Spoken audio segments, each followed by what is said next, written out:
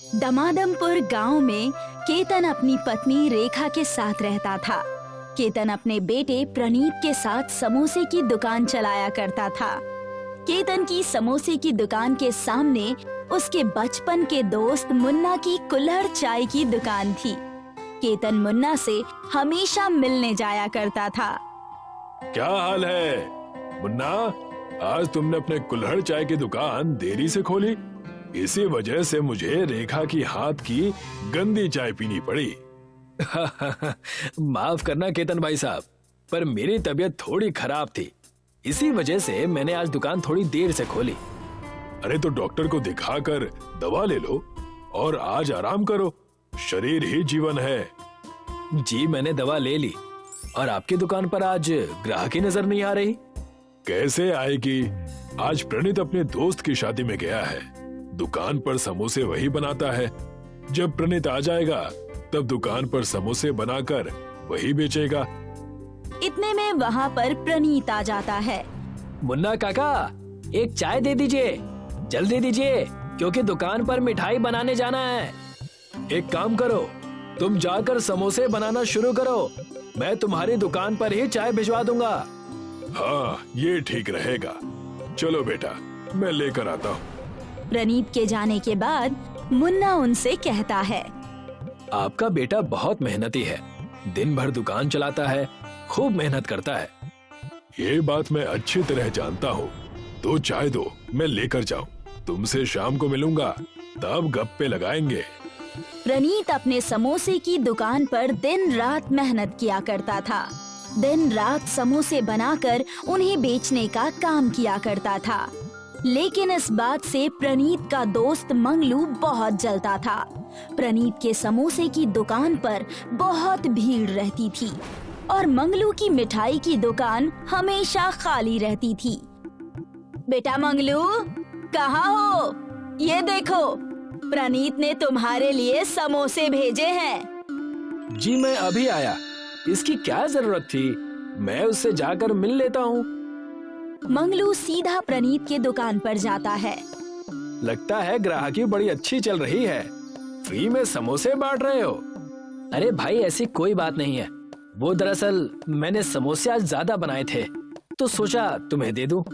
मुझे सब पता है, तुम ये सब जानबूझ के करते हो, मुझे नीचा दिखाने के लिए। तुम्हारी समोसे की दुकान मेरी मिठाई की दुकान से ज्यादा चलती है, इसीलिए। मेरा बिल्कुल भी ये मतलब नहीं था, तुम गलत समझ रहे हो। चुप रहो और अपना काम करो। मंगलू प्रणीत की दुकान में उससे झगड़ा करने के बाद वहाँ से चला जाता है और जाकर एक बगीचे में बैठ जाता है। ये प्रणीत का बच्चा अपने बारे में सोचता क्या है? माना कि समोसे अच्छे बनाता है, लेकिन मेरी मिठाई भी किसी से कम थोड़ी ना है। इसका कुछ करना पड़ेगा। मंगलू मन ही मन बातें कर ही रहा था कि वहाँ पर गोलू आ गया, जो कि उस गांव का चोर था और जेल से कुछ ही दिन पहले छूटकर वापस आया था। अरे गोलू भाई, तुम जेल से कब छूटे और यहाँ इस बगीचे में क्या कर रहे हो? हाँ, अभी पिछले हफ्ते ही आया हूँ। अब से चोरी करना मैं बंद कर दूंगा और एक आम जिंदगी जीऊंगा। आम जिंदगी में बहुत चोचले हैं गोलू भाई। बड़े परेशान दिख रहे हो, क्या बात है? मंगलू गोलू को अपनी सारी समस्या बताता है। तब गोलू उससे कहता है, अबे इतनी सी बात, जाकर उसके समोसे में जमाल गोटा यानी पेट खराब करने की दवाई मिला देता हूँ। और क्या, पूरा गांव जब उसके समोसे खाकर खेत की तरफ भागेगा तब मजा आएगा। ये कुछ ज्यादा नहीं हो जाएगा?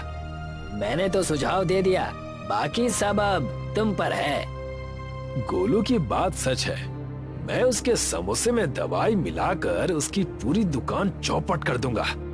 मंगलू अपने घर में पूरी रात वही सोचता है और गोलू को कुछ रुपए देकर प्रणीत के समोसे की दुकान में दवाई मिलाने के लिए कहता है।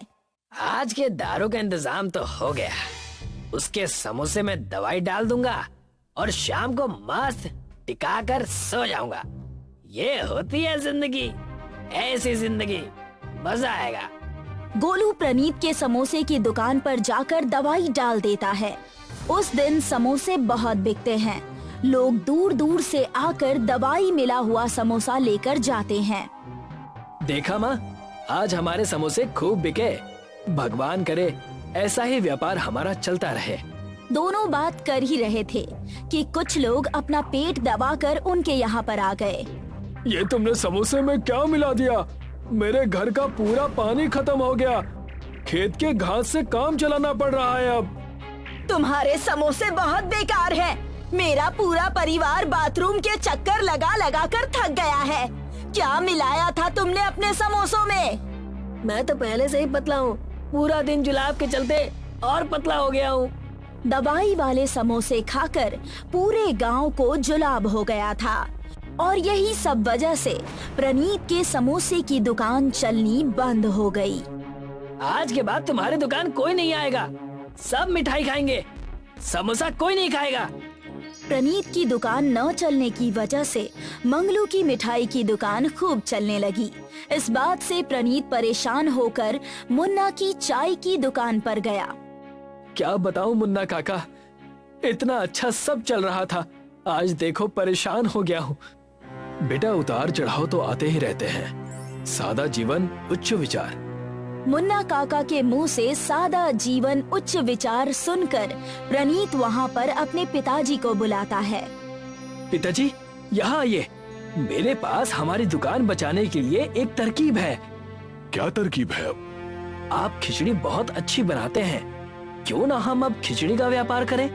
इससे लोगों का जो पेट खराब है वो भी ठीक हो जाएगा, उन्हें हल्का खाना खाने को मिलेगा और हमारा व्यापार जो बिगड़ गया है वो ठीक हो जाएगा। वाह बेटा वाह, तुमने क्या तरकीब निकाली है। हम ऐसा ही करेंगे। क्या मैं भी इसमें शामिल हो सकता हूँ? हम कुल्हड़ खिचड़ी बनाकर बेचेंगे। अरे मुन्ना भाई, ये भी कोई पूछने की बात है?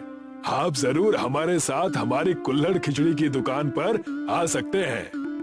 केतन, मुन्ना और प्रनीत उसी दिन अपनी कुल्हड़ की खिचड़ी की दुकान खोलते हैं और केतन खिचड़ी बनाकर प्रनीत को देता है। प्रनीत उन्हें कुल्हड़ में डालकर लोगों को बेचने लगता है।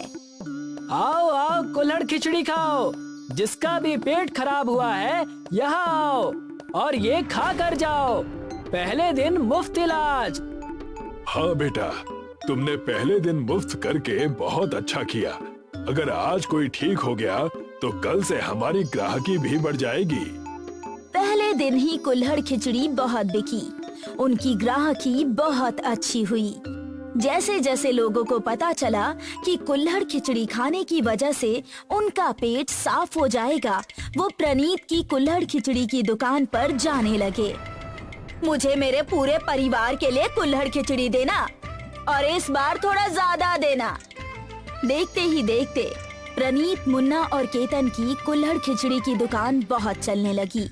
दोनों बाप बेटे और मुन्ना कुल्हड़ खिचड़ी की दुकान अच्छे से चलाने लगे। तुम्हारा ढेर सारा शुक्रिया जो तुमने मुझे भी कुल्हड़ खिचड़ी का हिस्सा बनाया। ये हमारे लिए सौभाग्य की बात है कि जब हमारे ऊपर संकट था तब आप हमारे साथ खड़े थे। ये सब देखकर गोलू और मंगलू अपना सिर पीटने लगे। गोलू को चोरी के इल्जाम में पुलिस ने फिर से पकड़ लिया और मंगलू अपनी छोटी सी मिठाई की दुकान फिर से चलाने लगा, जो कि बिल्कुल नहीं चलती थी।